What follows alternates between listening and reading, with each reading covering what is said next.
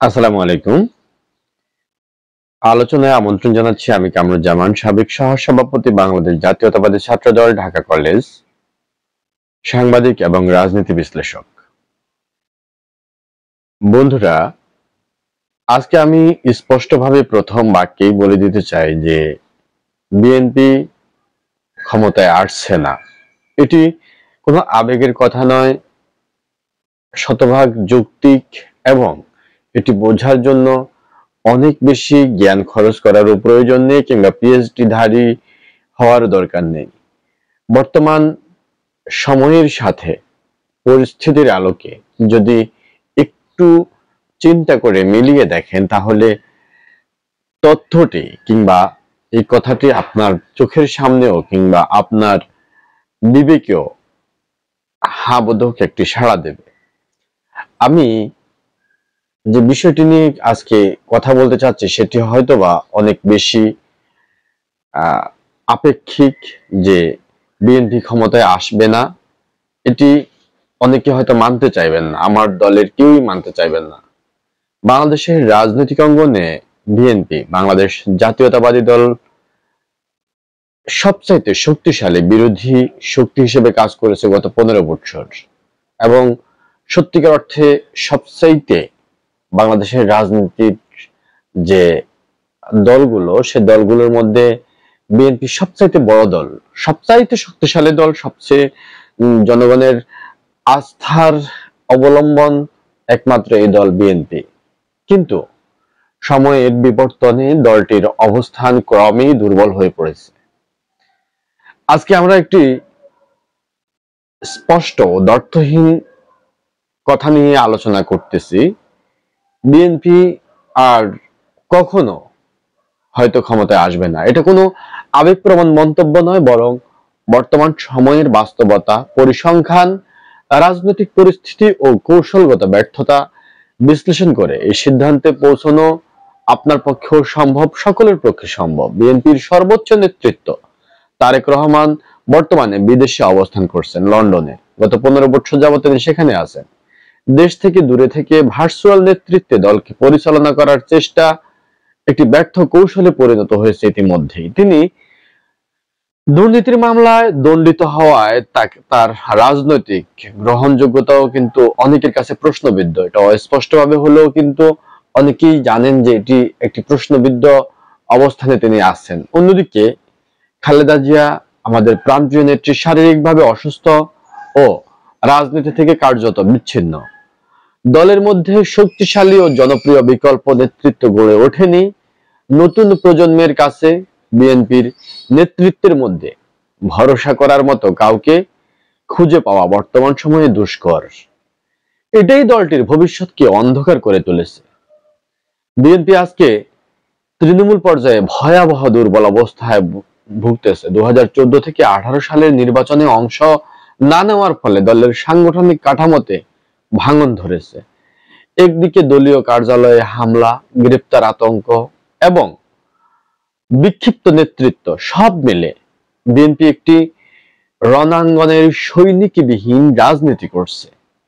উল্লেখযোগ্যভাবে জেলায় জেলায় দলীয় কার্যালয় বন্ধ, অনুগত কর্মীদের নিষ্ক্রিয়তা এবং বারবার হরতাল ও অবরোধে ডাক দিয়ে ব্যর্থ হওয়া মানুষকে প্রায় বিরক্ত করেছে দীর্ঘদিন। আজকের তরুণ সমাজ বিএনপির সঙ্গে নিজেদের সম্পৃক্ত বলে মনে করে না। বিএনপির আদর্শ এখন ঘোলাটে। ইসলামপন্থীদের সঙ্গে গোপন আঁতাত, মুক্তিযুদ্ধের ইতিহাস নিয়ে বিতর্কিত অবস্থান এবং কট্টরপন্থী যে দলগুলো আছে তাদের সাথেও বিএনপি বর্তমানে প্রায় একটি, বলা চলে যে, বিরোধী অবস্থান করতেছে। কারণ এই যে বর্তমান সময়ে আমি যাদেরকে কট্টরপন্থী বলেছি কিংবা মুক্তিযুদ্ধ বিরোধী বলেছি, তারা কে তা আপনারা বুঝতে পারছেন। তারা হচ্ছে বাংলাদেশ জামায়াতে ইসলামী।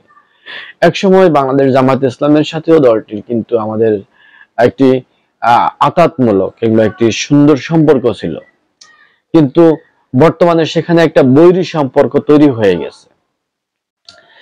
তো এছাড়াও 5ই আগস্টের পরে গত 1 বছরে বিএনপি যে দলটাকে সংগঠিত করার সুযোগ পেয়েছিল এবং শুদ্ধি অভিযানের মাধ্যমে দলটিকে প্রত্যেকের কাছে গ্রহণযোগ্য করার যে সুযোগ ছিল তা কিন্তু ইতিমধ্যে হাতছাড়া হয়ে গেছে। এটি কিন্তু স্পষ্ট। আমি বিএনপির একজন নিবেদিত ব্যক্তি কিংবা জাতীয়তাবাদী ছাত্র দলের সাবেক নেতা এবং ভবিষ্যতে বিএনপি করে যাব, তারপরেও সত্যকে আড়াল করা সম্ভব নয়। সবকিছু মিলিয়ে বিএনপির রাজনৈতিক অবস্থান সাধারণ মানুষের চোখে ধোঁয়াশাপূর্ণ হয়ে উঠেছে এখন। এছাড়াও একটি আধুনিক রাষ্ট্রে গণতন্ত্রের কথা নির্বাচন বর্জন করে বিএনপি রাজনৈতিক ভবিষ্যৎ অনেকটাই খর্ব করেছিল। তখন নির্বাচনের অংশ না নিয়ে শুধুই সরকার পতনের আন্দোলনে মনোযোগ দিয়ে সেখানে ব্যর্থ হওয়া, জনগণের সমর্থন পেয়েছে কিন্তু কার্যত কাজে লাগাতে পারেন। আন্তর্জাতিক সমর্থনের অভাব এবং বিকল্প শক্তির যে সক্রিয়তা তা কিন্তু এখন চলমান। বর্তমানে যে রাজনীতিতে আন্তর্জাতিক যে প্রভাব, সেটি ছাড়া কিন্তু কোন দেশের দলে কিন্তু মেরুদণ্ড কিংবা শির শক্ত করে দাঁড়াতে পারে না। আন্তর্জাতিক যে সমর্থন সেটার কিন্তু যথেষ্ট অভাব রয়েছে। বর্তমান বিশ্বে আন্তর্জাতিক সমর্থন ছাড়া কোনো বড় রাজনৈতিক পরিবর্তন বাস্তবায়ন করা কঠিন। কিন্তু বিএনপি এখন পর্যন্ত যুক্তরাষ্ট্র, ইউরোপীয় ইউনিয়ন বা ভারত কারো থেকেই প্রত্যাশিত সমর্থন পায়নি। আন্তর্জাতিক মহল এখন স্থিতিশীলতা চায়, বিদ্রোহ চায় না। আন্দোলনকে তারা অস্থিতিশীলতা সৃষ্টির প্রচেষ্টা হিসেবে একটি উন্নতির বাধা হিসেবে মনে করে। ফলে কূটনীতিতে যে রাজনৈতিক অবস্থান, কূটনৈতিকভাবে বিএনপি আজ প্রায় নিঃসঙ্গ। জামায়াতে ইসলামী, এনসিপি, নাগরিক প্ল্যাটফর্ম কিংবা হেফাজতের কিছু অংশ ভিন্নভাবে রাজনীতিতে জায়গা করে নেওয়ার চেষ্টা করছে। জায়গা করে নিয়েছে এমনটা না, তারা চেষ্টা করছে। আবার মধ্যমপন্থী দল তরুণ প্রজন্মের পছন্দ হয়ে উঠছে। ফলে যারা আগে বিএনপির দিকে ঝুঁকতেন তারাও এখন বিকল্প খুঁজছেন এবং বিকল্প রাজনীতির উত্থান বিএনপিকে আরো কোণঠাসা করে ফেলেছে। বর্তমান সরকার, প্রশাসন, নির্বাচন কমিশন, আইন শৃঙ্খলা বাহিনী এবং মিডিয়াকে দৃঢ়ভাবে নিয়ন্ত্রণ করছে বর্তমান সরকার। তাদের উন্নয়নমূলক বিভিন্ন কিছু জনসংযোগ কিংবা তারা অলরেডি বলতেছে তাদেরকে জনসাধারণ 5 বছর চায়। তারা জনগণের ম্যান্ডেটের সরকার, আন্দোলনের মাধ্যমে তারা এসেছে, অনেক কথা হচ্ছে। এবং তাদের প্রতি এই সরকারের আন্তর্জাতিক যে সমর্থন সেটিও তারা আদায় করে নিচ্ছে বা কৌশলে নেবে। এই বাস্তবতায় আগামী নির্বাচনে বিএনপির জন্য ক্ষমতায় ফেরা শুধুই একটি, আমি বলবো, দিবার স্বপ্ন। বিএনপি ক্ষমতায় আসবে না এটা নিছক গুজব নয়, আবেগ নয়, বরং সময়ের বাস্তব ও তথ্যভিত্তিক ভবিষ্যৎবাণী। নেতৃত্বহীনতা, সাংগঠনিক দুর্বলতা, আদর্শগতভাবে দেউলিয়াপনা, আন্তর্জাতিক বৈরিতা ও জাতীয় রাজনীতিতে যে পরিবর্তনের প্রেক্ষাপট, সব মিলিয়ে বিএনপি একটি অস্তমিত সূর্য।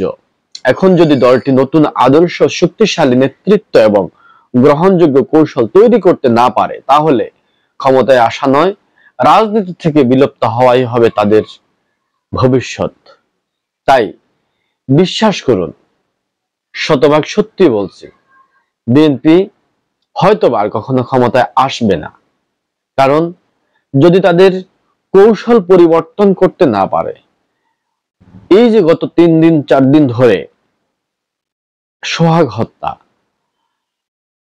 যশোরে হয়তো জামাত শিবিরকে ইঙ্গিত করা হচ্ছে, জামাত শিবির কর্তৃক যুবদল নেতার রকেটে গুলি করে হত্যা, পল্লবীতে চাঁদা না পেয়ে গুলে, শরীয়তপুর জাজিরা রুটে বাস চলাচল থেকে যাত্রাবাড়িতে যুবদল কর্তৃক 5 কোটি টাকা চাঁদা, সব মিলিয়ে বাংলাদেশের প্রত্যেকটা অঞ্চলে বিএনপি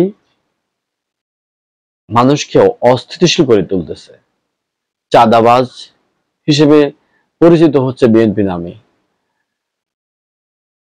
আমরা একটা সময় ভেবেছিলাম যে মানুষ আমাদেরকে ভালোবেসে গ্রহণ করবে, আমরা সেভাবে চলছিলাম, কিন্তু নৌকার মধ্যে যেমন অতিরিক্ত মানুষ উঠে নৌকাকে ডুবিয়েছে, তেমনি প্রকৃত বিএনপিকে মানুষের কাছ থেকে দূরে সরিয়ে দিয়েছে আগাছা।